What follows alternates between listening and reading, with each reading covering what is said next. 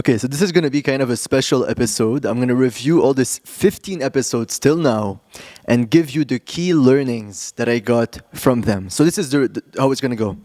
I'm going to tell you the episode, the guest, one word to describe that episode, aha moments that I had. So what did I learn that genuinely changed me? Applied practices, so things that I took away, that I practiced and found really useful, and my general reflection on that episode. So let's start with episode 1.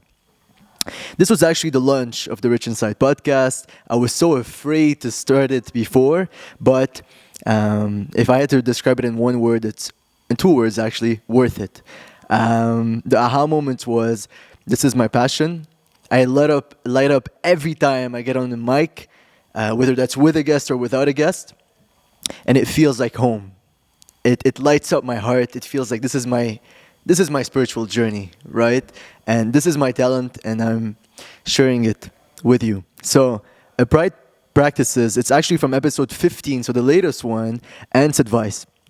So what was the key thing that I took away and found useful was that how can I vulnerably share more of my struggles and learn from experts and share the transformation authentically with you guys. So this is my commitment from now on. It's to do that. Reflections are, I feel like this is one of the best decisions of my life, trusting my intuition, and it has led to so much healing and so many lessons, as you will see today, and so much more beauty in my life. It feels like life is a game, an exciting game that I'm playing, that I'm enjoying also. The journey feels enjoyable. And so, if you want one lesson from that entire episode is trust your intuition, follow your talents and your heart, and even if it seems scary at first, make the first step easy. Just say, okay, I'm going to do a couple episodes with friends. Remove the barriers, the friction that you create for yourself, right? I put so much friction. The first episode needs to be perfect. I need to have the best guest in the world. Why? Just make it easy, bro. I'm gonna do it with friends. I'm gonna show them what I do. I'm gonna test it out for a bit. Put very low frictions like Tim Ferriss does.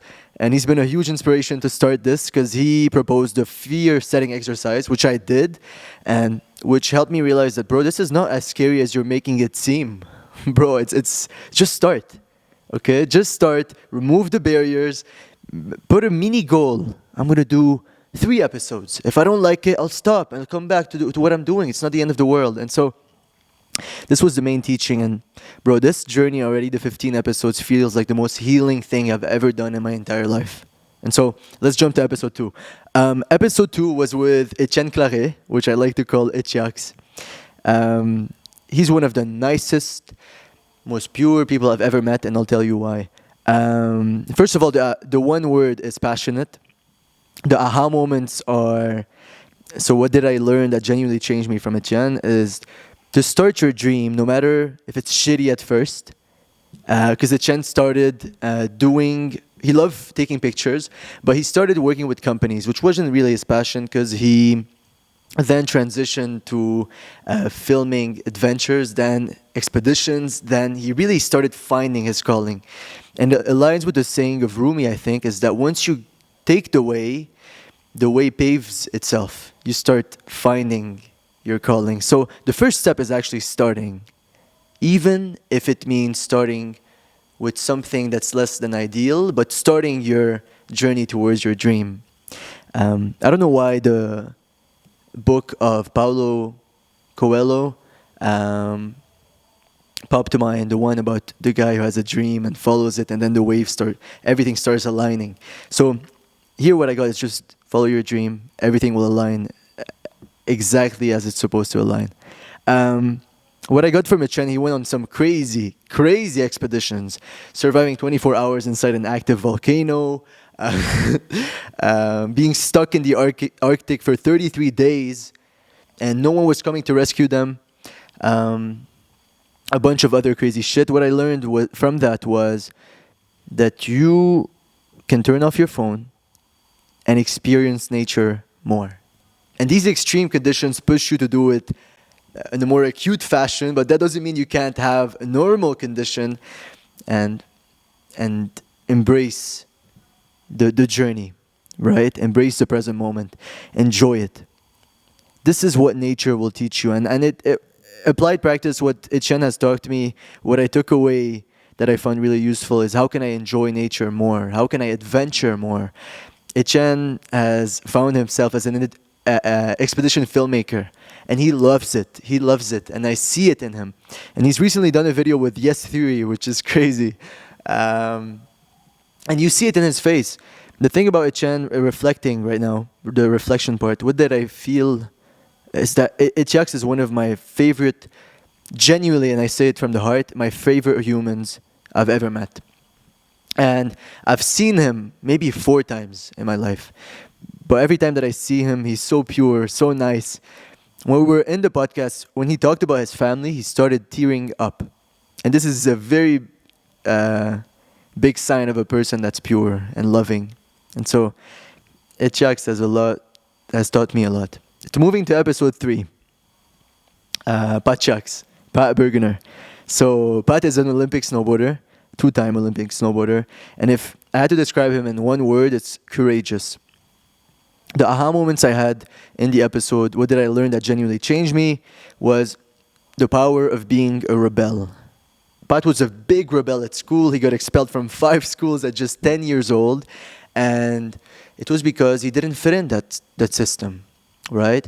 And there's a quote that directly pops to mind, which is, if you're a fish, why are you bothering trying to climb a tree? And that applies directly to Pat.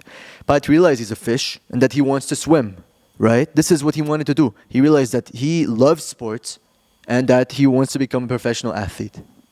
So, he did it. Now, why do I say courageous? The one-word summary. Because Pat, in the episode, something that really stuck with me was that he said, I told him, the thing that I admire the most about you is that you try things. You're not afraid to try things. And he cut me off and he said, no, I am afraid, but I still try. And that for me is the biggest sign of courage. Pat is the person, bro, I've lived with Pat for months. Literally. And he's not afraid to try something. Even if it fails, a new concert, a new music, a new trick, a new video, a new thing. He's not afraid to try. He's accepted the fact. And he's okay with trying. Which means that he's also okay with failing. Which means that he's also okay with learning. And that's how he's able to evolve much faster than someone who's there and that says, I'm afraid to try.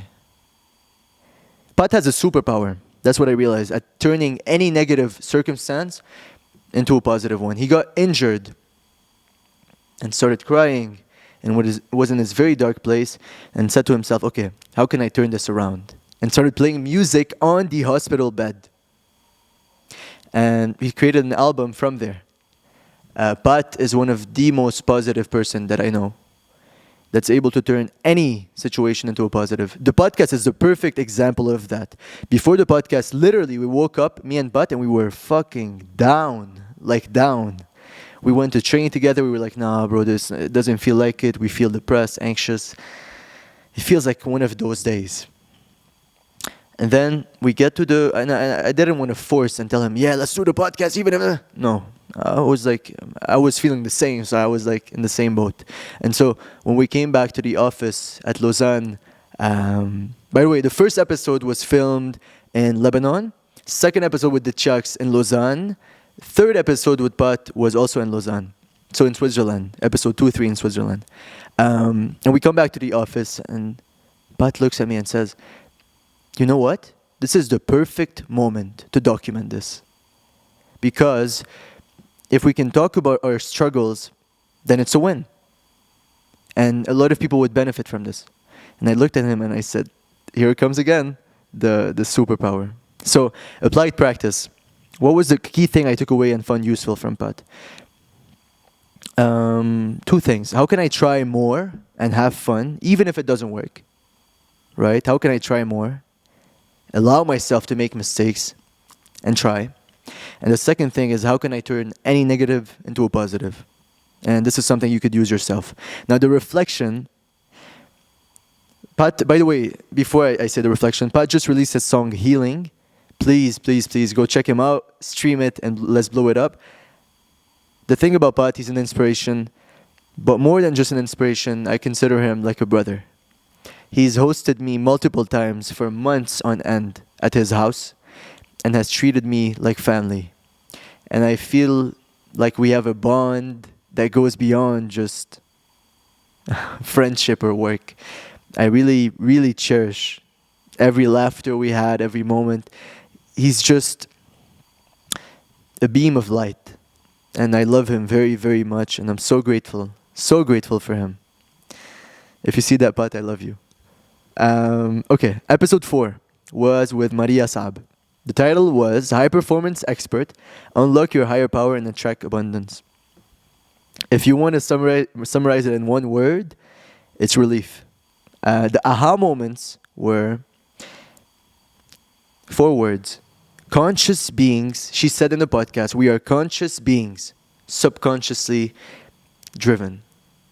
Directly when she said that, I felt goosebumps. Because when she says conscious beings, she means we are the awareness. We are already that beam of love, divine love. We are already that. When she says subconsciously driven, it means all the traumas, all the past, all the things that happen to you. These are the things that are affecting your actions, driving your actions. So we are conscious beings, which is the foundation of who you are, subconsciously driven. Once you purify the subconscious, then you access the conscious being and you feel the love of God inside of you. And she said something that really struck a chord with me was at minute 9:14. Maria had an accident, 2 accidents in one day. And she said in a post, you are the one who chooses the meaning of an event. She had 2 accidents in one day on January 1st. And she said, after that, she posted a video, literally, on Instagram and said, or pictures, carousel, and said, I could have 2 choices in that case. Number 1, what a negative start to 2024. This is so shit. This year's going to be nothing. Or number 2, which is what Maria is known to choose, is what a blessing. I'm starting 2024 with a reminder that my clock is ticking and that I need to cherish every moment. And that reminded me of the story of Brandon Burchard. When he was 19, he had death motivation. And he had a car crash and he got out of the car and it made him realize the essence. Right? Because when you're close to death and you have something tragic happen to you, that's when all the bullshit becomes filtered. And you realize the essence of life. And so I deeply respect that in Maria. There's a lot of compliments at the end. I consider her like a big loving sister. At 1 hour, 4 minutes, 13 seconds, she says a point that, resonated in a way that like my body, I felt the emotional reaction of the truth of what she was saying. She said that high performers are the ones, most of the time, that have this critical voice in their mind that's always judging. And I could relate to that so much because I do have that voice, that general inside my mind. Why don't do this? Why? The David Goggins in your mind. By the way, I love to get David Goggins, but it's detrimental to your well-being if that's the only voice you listen to. And so she's talked about the fact that sometimes we need to have acceptance match with that critical voice. We need to hug the general in our head.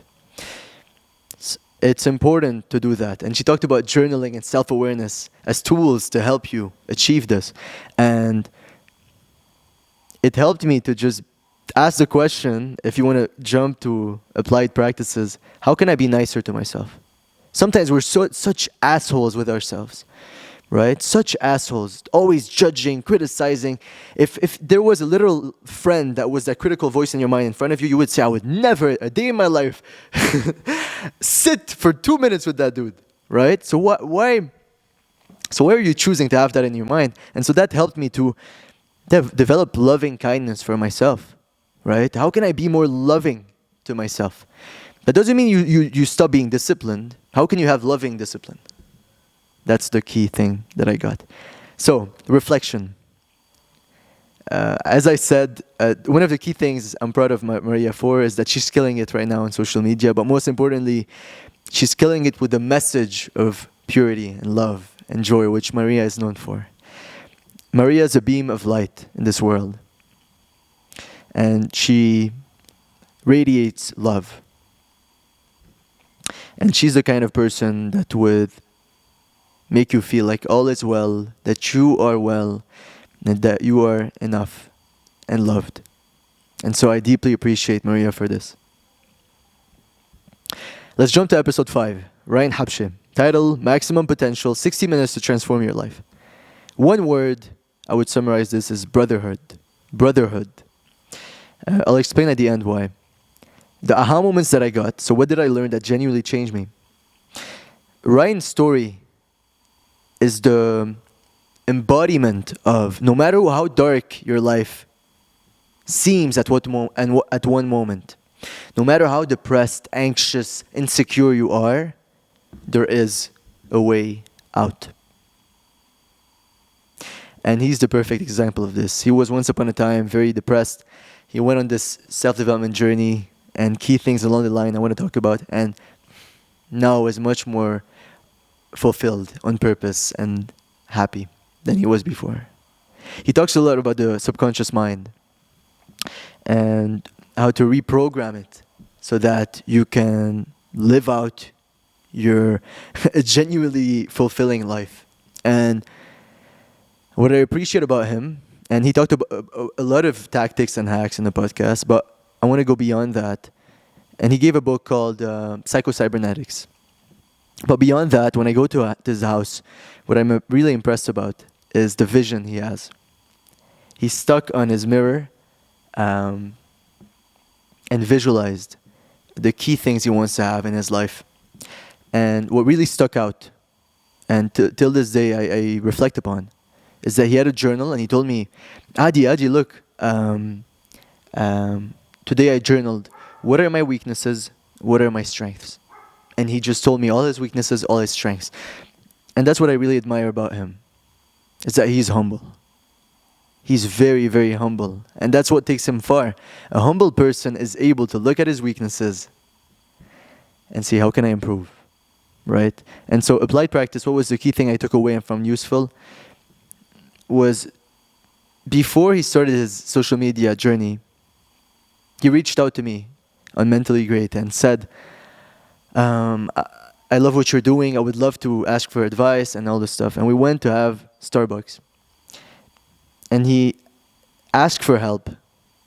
And from that place where it created a beautiful friendship, even a brotherhood, I would say, and a beautiful journey where right now we hold each other accountable on NoFap, where we support each other with our goals, where we know we are always there for each other.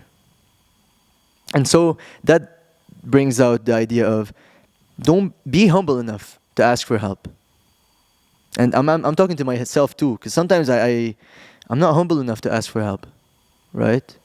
Be humble enough to ask for help. So reflection. Ryan has a goal that I genuinely believe will be reality soon. He wants to build the #1 self-development community in the Middle East, and he's in the process of doing so. He's one of the persons that I know that works the hardest, and that's really, really, really making his vision a reality. And I deeply, deeply respect that about him. But more importantly, I respect his purity of heart. He genuinely wants to make an impact. And all that I'm gonna end it with is, let's speak. You'll understand why soon. Episode number 6, Laetitia Aoun. The title is Arab Taekwondo Champion, Winning Mindset, Balance and Success. If I had to summarize it with one word, it's nice. What are the aha moments? What did I learn that genuinely changed me? So there's a quote that directly pops to mind when I think of Laetitia. My phone is obviously dead. Relentless at work, relaxed in life. Let me actually pop up the quote. So, okay. Let me pop up the quote. So, surround yourself. Okay, listen. Surround yourself with relentless humans. People who plan in decades but live in moments. Train like savages but create like artists. Obsess in work, relax in life. People who know that this is finite and choose to play infinite games. Find people scaling mountains, climb together. This is not the exact quote, but it was on my Instagram, but my phone is off, so I can't tell you.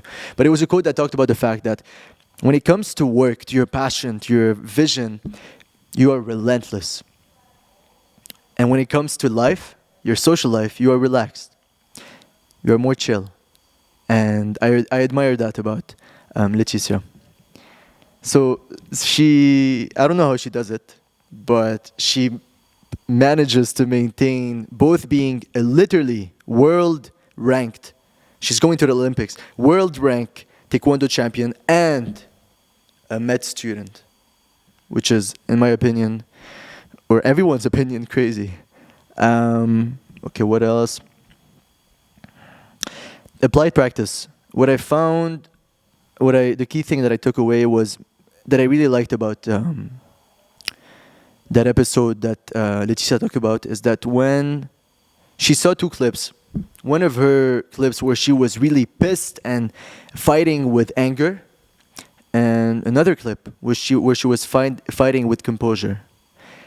And she has the humbleness to look at both and say, okay, this is obviously not the way, I'm fucking up here, I'm not playing well.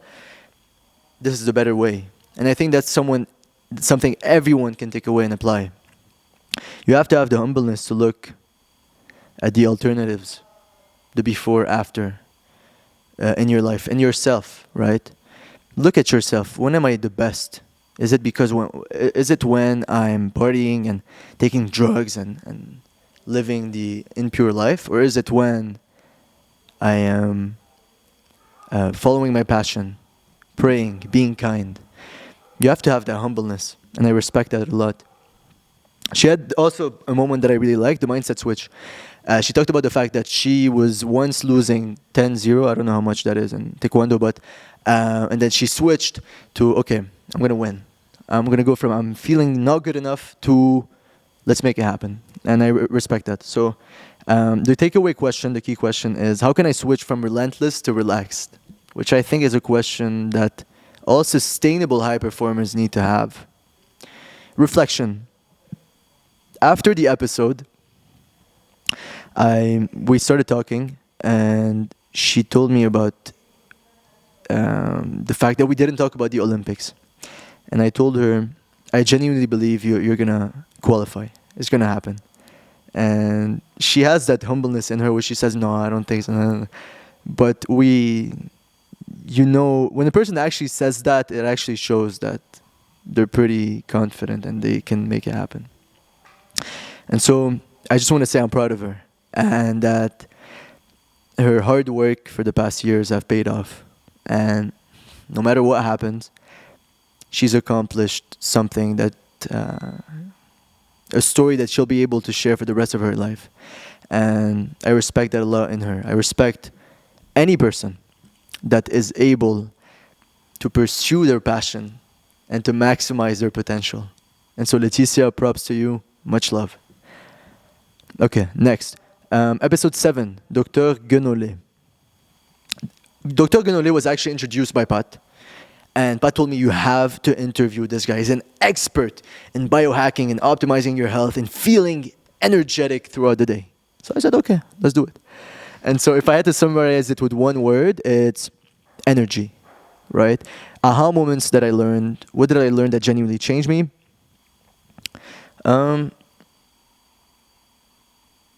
I like the part about the good business model that the pharma and the food industry or the hospital have, which is the fact that the food industry doesn't have your best interest in mind. They just want to sell you stuff. And Eddie Abu has the perfect motto for this: wake the fuck up. Because yes, they're selling you shit that makes you feel like shit. Sugar, processed food, processed fat, processed carbs. These are all stuff that drain your energy. And he talked about a lot about those things. And the pharma industry too. The pharma industry, not all of them, let's be fair. The pharma industry, there's a lot of stuff that doesn't really deal with the root cause of the problem. And that makes it a really good business model, so that people that are sick keep coming back, keep buying products, keep getting sick, keep coming back. That makes a loop of revenue. So you have to be aware. And the main question that pops to mind here is, so the applied practice is, what's my best interest? Because they don't have your best interest in mind. You can have that as, for sure. They don't have your best interest in mind. How can I have my best interest with my health? And I found here something to be really useful is to test. I've tested fasting. I found it really, really, really works with me. So I fast until 2 p.m., 12 p.m. So 16 hours fast, intermittent fasting if you want to call it. And then I break my fast. Now one of the main meals I've been eating is like the meal of Eddie Abu. So 5 boiled eggs, feta cheese, and broccoli and carrots. It's a pretty boring grandma hospital meal, but it works. I feel super energetic. You can see it, bro. It's 7:48 p.m. Look at my fucking energy, right? It's proof. So yeah, takeaway question. I said it to you. Reflection, bro. The guy looked like he's 20 years old, like a 20-year-old Tom Cruise, and he really does look like Tom Cruise. And he's probably like 50 years old. Bro, go check his thumbnail, bro. You're gonna be mind blown. So I have great respect for him. It shows that he lives by what he preaches. And yeah, much love. Episode 8 was with Georges Samara. So one word for that episode is faith. The aha moments were when he talked about the birds. Jesus, that he says that the birds are always provided. They wake up, they don't know where they're going to get their food from, but they're always singing, and they get to eat, and they get to live, and they're happy. And it's the same for you, right? You wake up, and Jesus is going to provide to you. God is going to provide. You just got to trust. You got to have faith. We talked about something that really resonated with me. The difference between self-arrogance and faith. On one side, I could relate to it so much, and he also went through this journey where you're self-arrogant. You think you know it all. Yeah, I won't listen to this guy. I'm the dude that knows it all. And I used to do that with football. I used to train 2 hours before games, like super high intensity. And people used to tell me, you're doing it wrong. You're draining yourself. You have a fucking... And they used to say, nah, you don't know what you're talking about. Work hard, work hard. Once I realized, bro, just be humble. Be confident. Have faith. Faith is when you trust fully in your ability. Fully. But you have the humbleness to question yourself. And you have the humbleness to listen to other people's advice. And to realize that you might be wrong. So that's one of the main things that I got out of this episode. Applied practice that I found powerful is asking yourself this question. Am I having faith and humbleness? That's a question that's really powerful. Reflection. I wish more teachers were like Dr. George. Genuinely. He's so passionate, so pure, makes you feel like you're a friend of his. And that allows for pure teaching. He connects with you. And I see very few teachers that actually do that. That connect with you to the heart and make you want to listen. And so this is something I deeply, deeply respect with George. So much love. Episode number 9, Joey Lott. If I had to summarize it with one word, it's surrender. The aha moments were 3 minutes 27 seconds. Don't go to war with yourself. The snake is fake. So he talked about the example of most people, they have these stories in their mind, right? And he talked about the example of a guy. It was starting to get... He went to sleep at this camp in a tent. And it was moving to dawn, so the sky was getting more and more dark. And he looks and sees a rope and starts being scared. Oh shit, it's a rope. It's a snake, it's a snake, it's a snake. And he goes to sleep and he can't sleep. It's a snake, it's a snake. And he wakes up the next day and sees that it's a rope. And it's the same thing with your thoughts. You take it so seriously. You think it's real. You think that's the only... But it's just a rope. It was never real. The stories you tell yourself are just stories. And this is a liberating fact. You don't have to believe in the snake. You don't have to believe in those stories because it's just a rope. It's just a rope. At 13 minutes 53 seconds, he said the number one habit of being calm. This is the applied practice that I most practice and that I found really useful. The number one habit for being calm, and it takes literally 3 to 5 seconds. First of all, be aware. It's called the letting go exercise. That's what I called it, but this is what he does. Joey, you're aware of your physicality. You see where there's tension. So imagine there's tension here, there's tension in your heart, there's tension wherever. You relax and you let it go. You let it go. And I found that to be really, really, really useful. 18-minute 02, he talked about the secret to freedom, which is becoming nothing. And he gave the example of the arrow. So he talked about 3 forms of karma. So karma is the law of cause and effect, right? If you feel like shit, it's probably because you did something that made you feel like shit. If you feel great, it's probably because something made you feel great. Okay? So he talks about 3 forms of karma and he gives the example of the arrow. So there's 3 forms. The first form of karma is taking hold of the arrow. So you hold it. You have an intention. The second form is you pull the trigger. The third form is you let go of the arrow. So then the main thing here is the third one. Because that is the one that determines the law of cause and effect. When you let go of the arrow.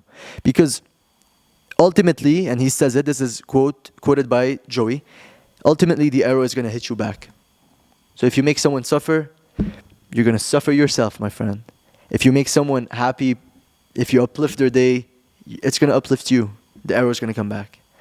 And so he talks about the secret to freedom, which is becoming nothing. Letting the arrow hit nothing, which means being pure, liberated from ego, and just one with the divine. Once you're nothing, you're one with the divine. So that's the beauty of it. So applied practice, I told you, the practice of letting go. Takeaway question, how can I let go more? How can I be more aware of my tension and let go more? This is the question that has been the key question in my mind. Reflection, I felt like I was in the presence of Yoda from Star Wars, and he was instructing me. Like, this is the path. And so yeah, I'm grateful for Joey, and he's a great human. Okay, episode number 10, Dr. Khairallah. So, the title was Nutrition Expert Proves Vegan Diets Don't Create Optimal Health. One word is truth. Aha moments, what did I learn that changed me? There's a couple of things. Canine teeth are proof we're not meant to be vegan. And that just struck a chord. Like, that makes so much sense. Like, why would we have sharp teeth if it wasn't to eat meat? And so that made sense. The part that really interested me was the debunking industry myths. So we talked about neuromarketing and how there's these chocolate companies that literally have engineers to make sure you get addicted on their stuff. And he talked about the cigarettes, the fact that they put on cigarettes, especially in the US and Canada, all these places, they put pictures, disgusting pictures, bro, like the side effects, the consequences of smoking, like cancer and the dirty teeth, the lung that's dead, bro, the most disgusting things you could do. And it has a reverse effect. What it does, and it uses neuromarketing, and they know what they're doing, is it triggers the fear area of your brain.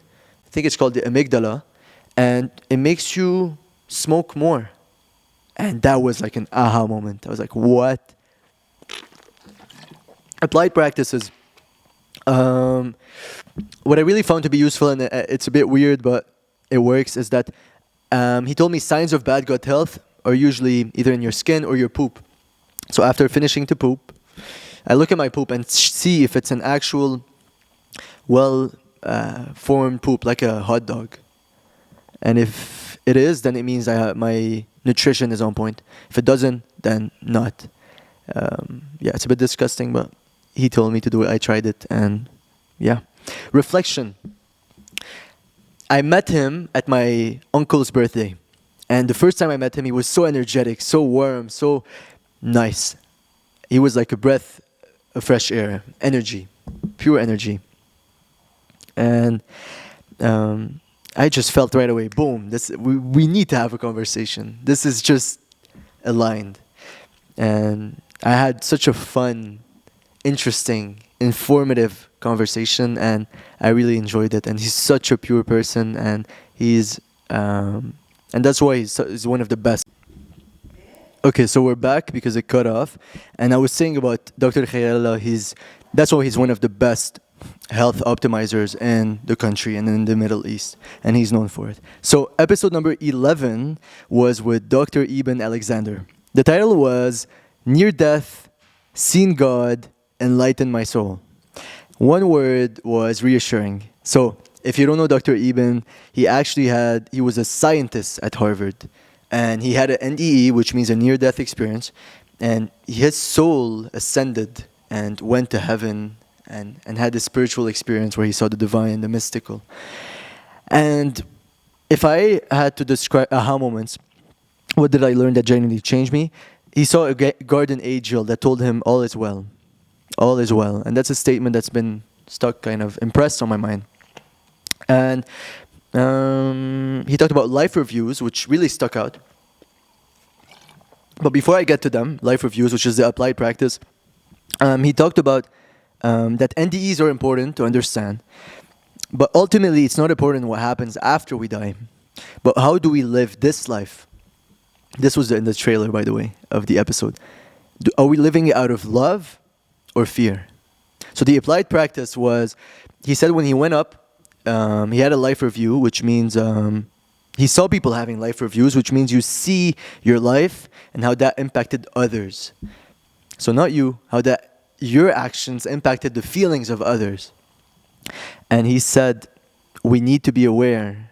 And that kind of helped me unlock more empathy. Like, what are our actions impact on other people's feelings, right? Because ultimately you're gonna get reviewed on that. So have that question in mind. Reflection, assurance.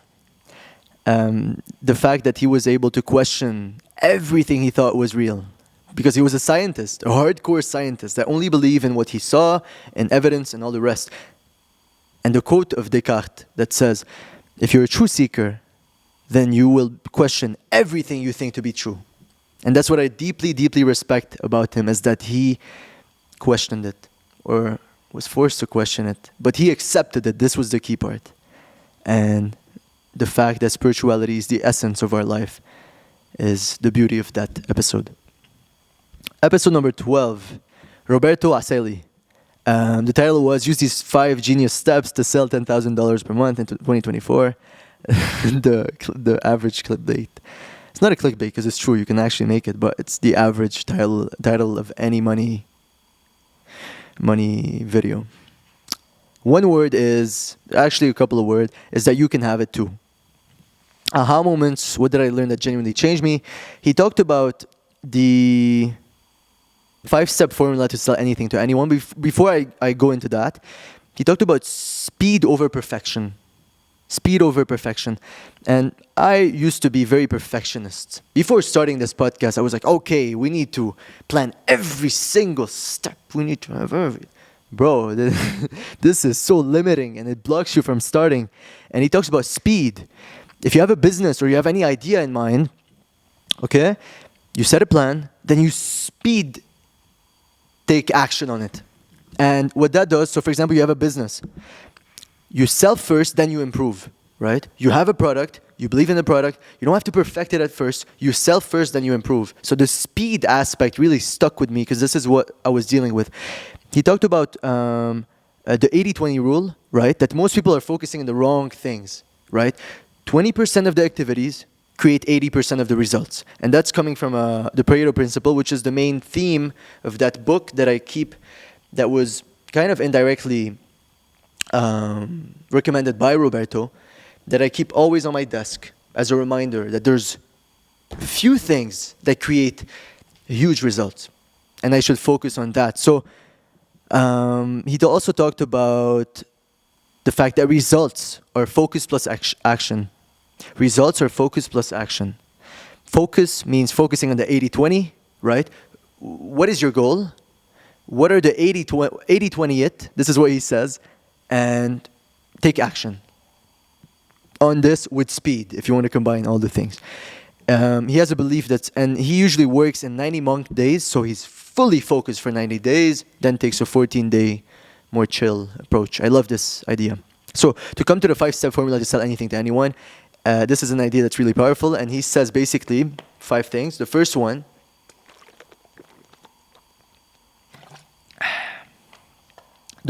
is get into your avatar's head. So understand the person you're selling to, their fears, their wants, their desires, their problems, how their life is. Number 2, I need to actually check it because I don't remember exactly the 5 steps. So number 1, avatar. Number 2, create an irresistible offer. I think that was it. Let me actually check the episode. Layla, she got me on my knees, Layla. You got me saying please, oh Layla. It feels like you're in a waiting room. When you call the waiting line, they put on a song. Let me do that actually. You got me on my knees, Layla. You got me saying please, oh Layla.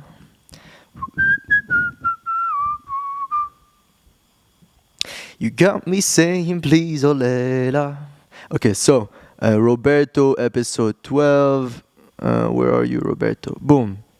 Let's check the timestamps so I can. Let's go. Okay, got me on my knees, Layla. You got me saying please, oh Layla. I actually have to search. I have to search the transcript to find it. Okay, so bam, bam, bam. 5-step. 5 formula. Bam, ba, da, ba, bam, Say anything to anyone. What are the? So yeah. So I've developed. Okay, this is it. Found it. Anything to anyone. What are they? Yeah. So I've developed a 5-step formula, and no matter the business, tell anything, your customers. Get into your customer's head. That's number 1. So understand the avatar. Effectively communicate your product or service. To effectively communicate your product or service to those customers.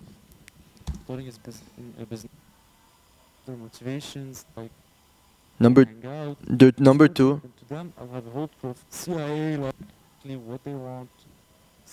Because once I know these things, you actually talk to their subconscious mind.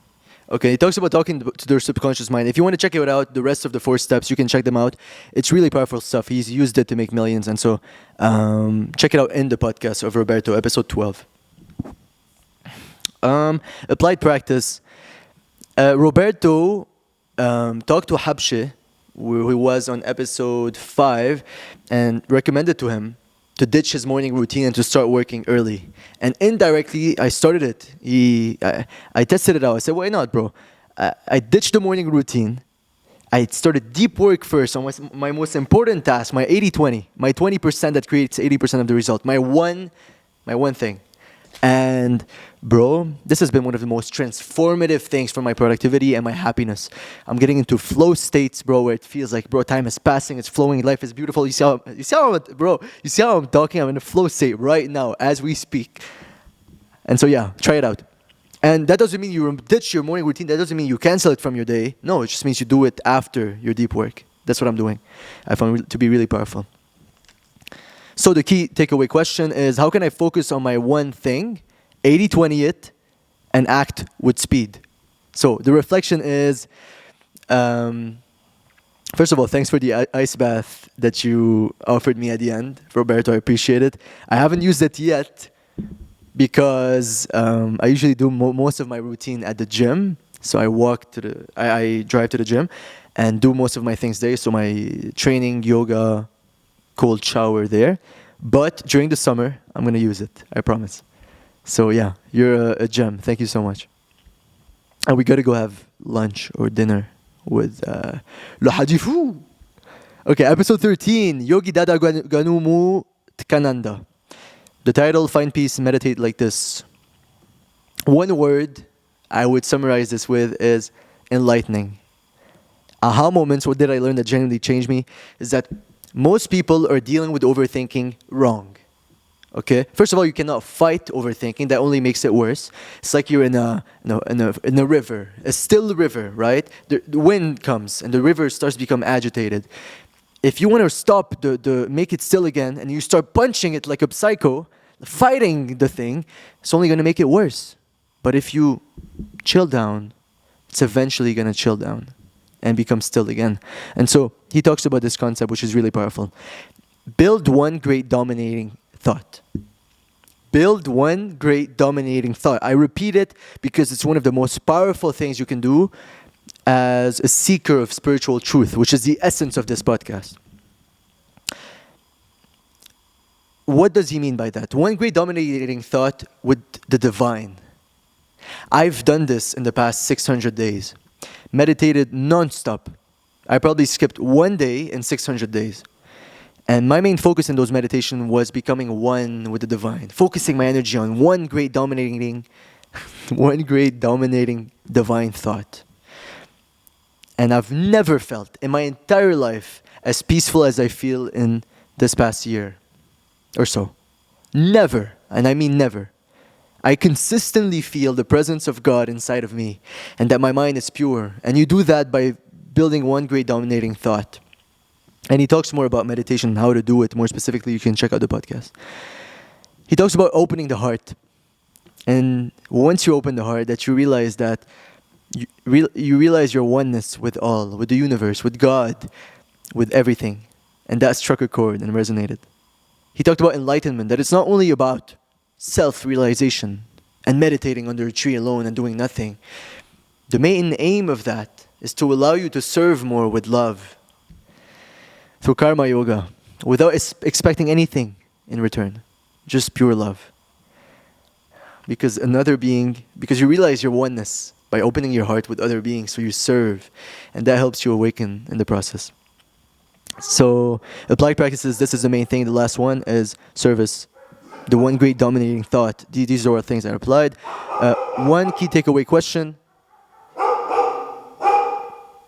Yeah, he knows the truth too. That's it. Okay, Kota.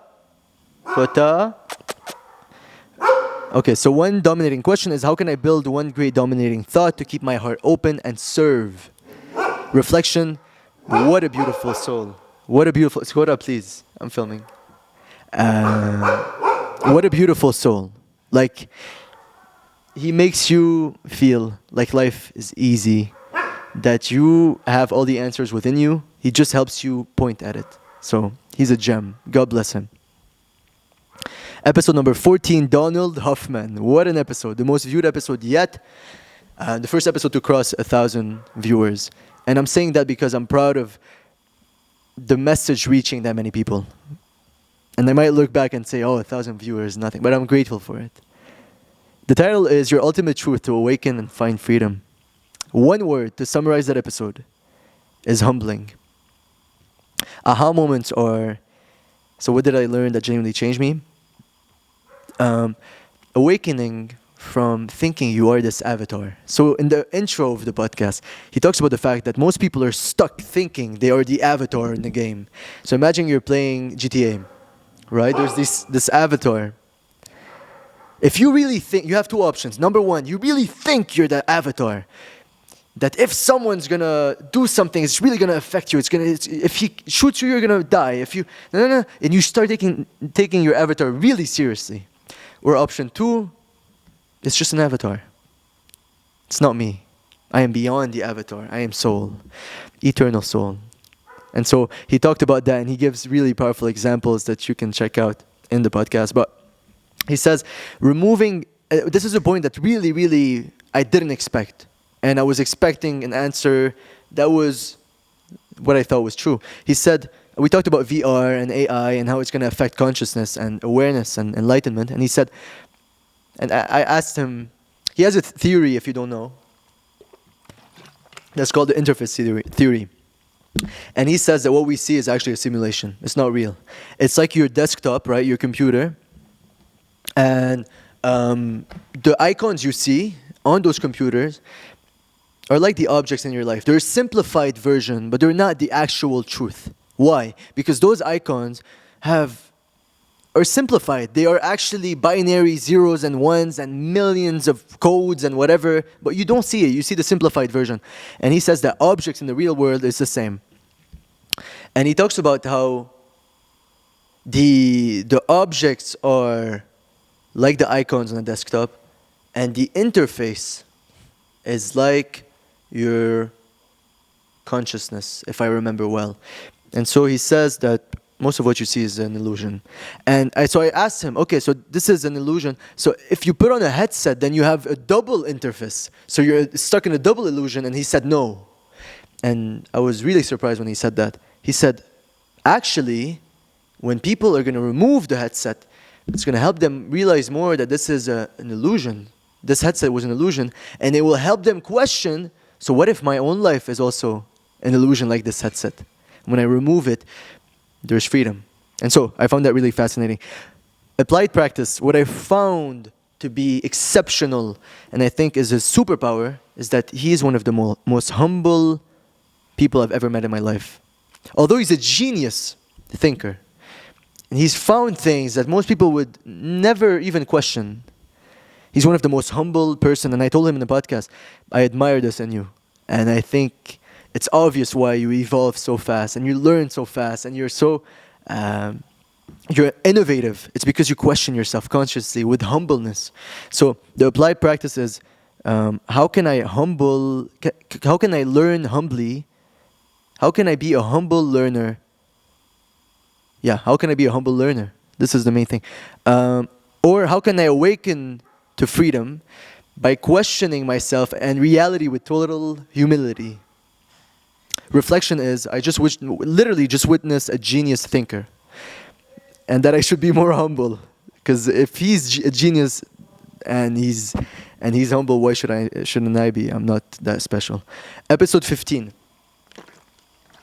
The latest one was with Antoine Eid.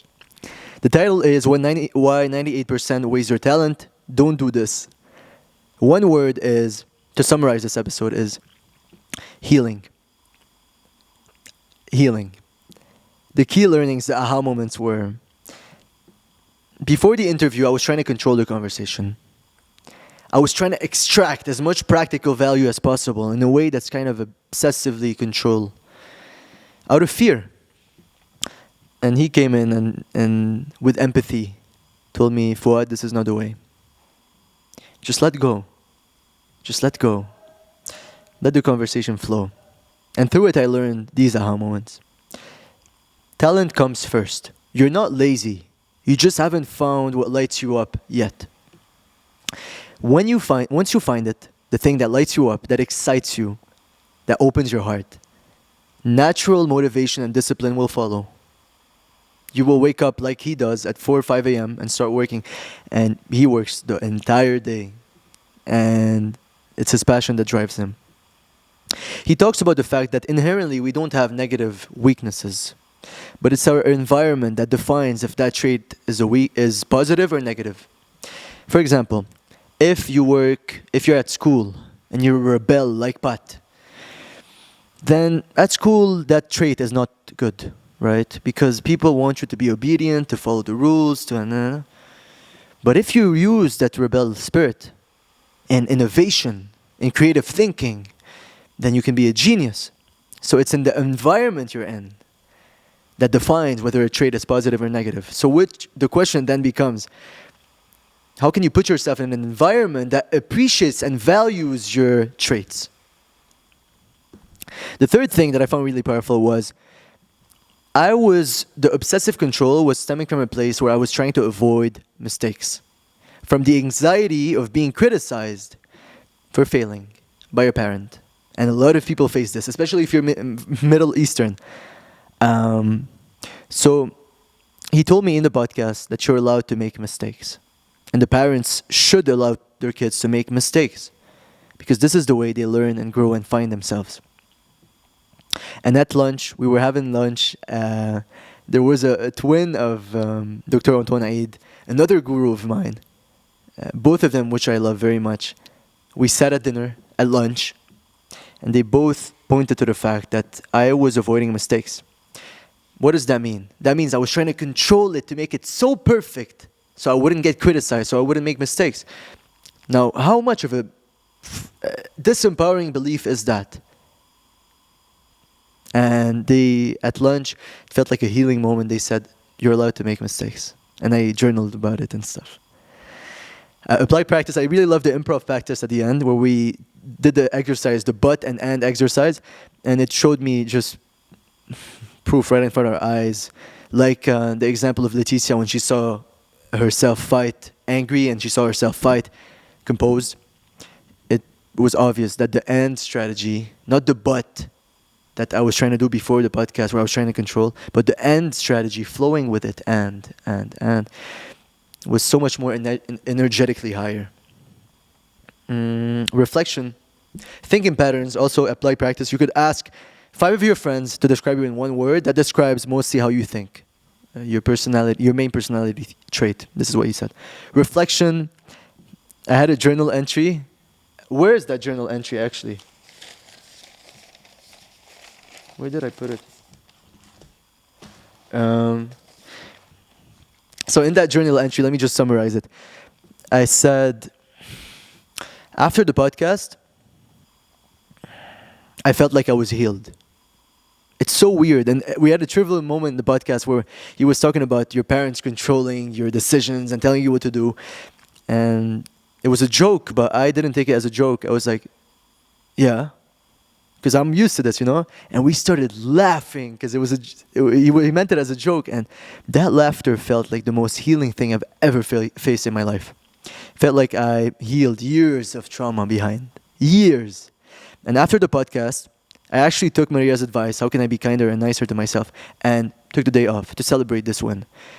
It felt like I healed something. I was flowing with energy. I called my friends. I was in a beam of light, and then I went with my dogs for a walk, and I stopped at this beautiful place, and you can see the energy when I'm talking about this, and I journaled about it. And I don't know where the journal is. Okay, it's fine. Let me check just here, one last place. If I find it, I find it. If I don't, then it is what it is. You don't have to be good at your hobbies. Okay, so it's not here. But, bro, Dr. Antoine helps you accept the things that everyone told you are bad about you. Because there are parts of you that are natural strengths. They're just in the wrong environment. Right? And he helped me accept a lot of the things that I thought were really bad, that society and school brainwashes you to believe that are bad. It's bad to be a rebel. It's bad to stand out. It's bad to follow your own path. It's bad to be creative. It's bad to say it as it is. He helps you accept it in a very empathetic and healing way. And the key takeaway question... first of all, I want to say, before I say the key takeaway question, I think I flipped them, the reflection and key takeaway, but it's fine. But is the reflection, before I say the final message to Antoine, I want to give you the key takeaway question. How can I live a fulfilling life? How can I live a genuine, authentic to me, and fulfilling, happy and excited life by embracing and maximizing my natural talents and strengths? Put your focus on your strengths, on your talents. This is what he embodies. He said, in society, we are raised to look at our weaknesses. Why? Just look at your talents. Focus on your strengths. This is the main thing he preaches. And I've met him from the first time I met him. After that conversation, I realized he was a gift of healing and awareness. And before the podcast, he told me, I want this to not only be value for other people, but also to be a healing journey for you, and it was. It was so much. And I genuinely, and I say it from the heart, I love Ant. Okay, let me continue this really fast because it cut off. And so, Ant, I have deep, deep, deep respect and admiration for what he stands for in helping you find your natural talents through genetics, science, and psychology. And so, I have huge respect, and he's doing that with Meet Yourself, which I hope to be a sponsor for the podcast. So, to reflect on the whole thing, the entire journey with those 15 episodes, honestly, it's exceeded all my expectations. When I started this, I was afraid of what if it goes wrong? What if nobody likes it? What if... It turned out to be one of the most healing journeys in my life.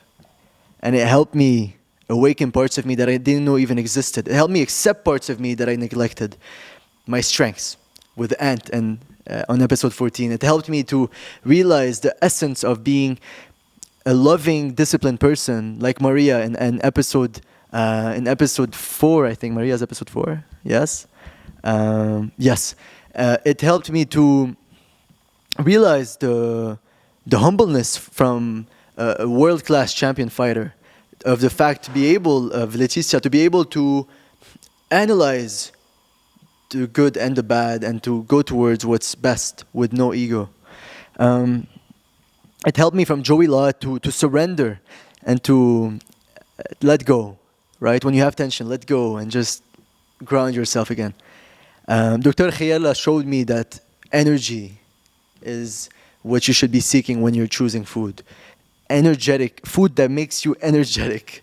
Pat is a brother. Ryan Habchy is a brother. Those two people I cherish and have a very special place in my heart. Pat taught me that it's okay to fail. It's okay to try. It's okay to keep experimenting with life. And following your passion, your intuition. And being okay with failing, with taking risks. It's fine. You can do it. Keep going. If you fail, you're going to learn. You improve. Accept it. Habchy taught me that you can get out of any dark place. You can ask for help. And that will lead you to beautiful and bigger things. Dr. Eben Alexander showed us the fact of life reviews, the fact that your actions have an impact on other people's feelings. So how are you making them feel? Roberto showed me the power of speed, that you should have speed. You should not always be a perfectionist. You should have something that's good, sell, and have and then improve. And he taught me the 80-20 rule, the flow states, and this was beautiful. So starting work in the morning. Yogi Dada Ganumutkananda was a beam of light and love. And he taught me the one great dominating thought that helps you open your heart to enlighten through service and self-realization. Donald Hoffman, genius thinker, helped me realize the essence that you should not be identified with this avatar, because you are ultimate consciousness. You are the one, the divine, that's already whole and already infinite. So why identify to yourself with that small temporal thing? And Antoine Eid. Did I miss someone? Dr. Guenole also was a powerful help in biohacking your health. Ryan Habchy, Maria Saab, Etienne, one of the purest people I know. And I deeply respect how much he loves his family, which I think is something I could improve on, to be more like him. What else? And then I will give you the vision of what I'm going towards next. Ant. Ant is a beam of light. And he's taught me that you're allowed to make mistakes. You're allowed to be yourself and embrace the parts of you that are you, right? The strengths, the potential that is yours, and that we all have a natural talent. You just gotta try and find it. And to do that, you have to allow yourself to make mistakes. And so, this entire podcast, which started as an idea, because I went on the podcast of Jats, and when I went there, when I talked, I felt waves of energy. Like, this is what, bro, it felt exciting. It felt like I was in the moment. This is the thing that I'm supposed to be doing. It felt like, bro, this is my Michael Jordan talent. humbly. So the mission of the podcast started with creating spiritual wealth, and I wanted to be more aligned with that because some of the episodes drifted off. Creating happiness. My goal, my vision is to build the number one happiness podcast in the world, and hosting experts, and I wanted to genuinely be showing my struggles, vulnerably showing my struggles, things that I am struggling with and that others might too, learning from those experts, asking for their help humbly, and showing my transformation through it. My goal is to get bigger and bigger and bigger guests. That when I say bigger, I don't mean from a vanity metric. I mean in terms of wisdom and in terms of spiritual truth they have to share. And so the quote, if you want me to say to you the quote to end it off with the quote of Eckhart Tolle, of the beggar, I'll tell you this is a summary of the aim of this podcast. Those who have not found their true wealth, which is the radiant joy of being and the deep, unshakable peace that comes with it, are beggars, even if they have great material wealth.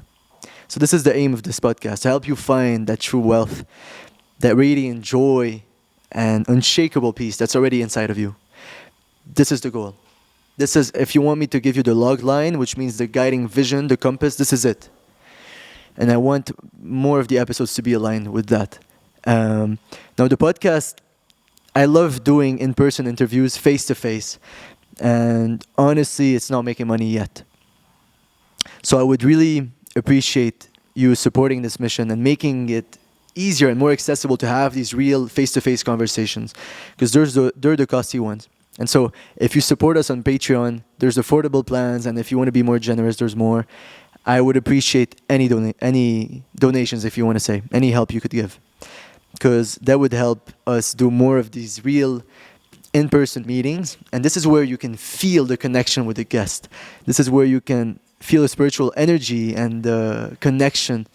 And this is where the true long-lasting relationships are formed and where the energy is just right. Like, honestly, let's be real. The Zoom interviews, the online interviews are not the best. The real-life interviews are such a transformative journey because you feel with the energy of the others. And so, because of that, if you could help and donate, check out the plans, see which ones you can, that would mean the world.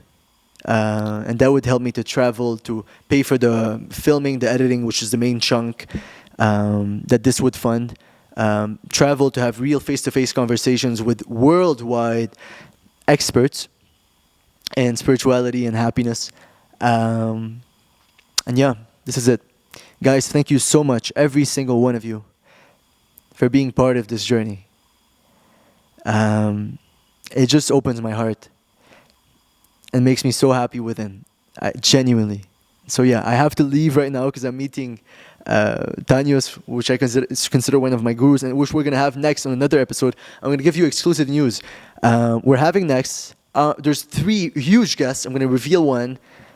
If you want to check out the others, you have to be part of the Patreon community. But the first one is David Icke. The next 2 are huge. One is a world-class hypnotherapist, #1 in the world. You know her for sure. Initials are MP. The other one is a monk, one of the most known monks. Check it out on Patreon. Much love. See you later. Peace out.